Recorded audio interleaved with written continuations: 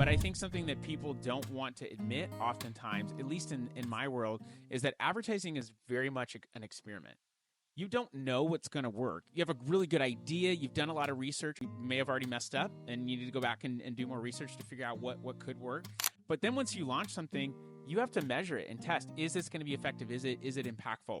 And not just from a creative is certainly part of it, but also just, are these metrics what we want to see? Is it line up with what we're wanting to do with the brand? And then you make decisions based on that. But so a lot of times you are testing things. It sounds like what you're doing is helping people maybe make better decisions with tests and maybe eliminate some of the testing process so they don't have to do as much testing. Is that right?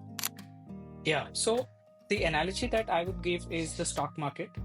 You can say that nobody can predict what the stock market is going to do today. So I'm just going to pray and pray.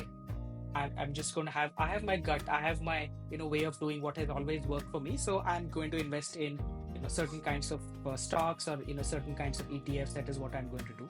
Who could do that?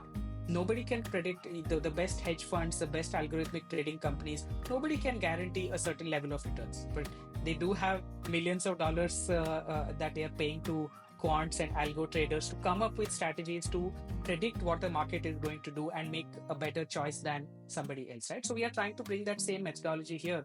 Nobody can guarantee that you use these insights, your next campaign is going to outperform everybody else, because then why wouldn't we run ads all the time? Why would I create a brand and just do it instead of you? Exactly. Yeah. So nothing can guarantee this. But does it mean that I'm just going to spray and pray and hope for the best and just rely on how things have always worked? No. And so where we try and fill in the gap is by bringing in predictive analytics on an area that is usually ignored, which is what the creative was. So that is a way to save money, make better choices, test something very cheaply before actually going live and spending money on a paid platform and knowing how it performs. You're gonna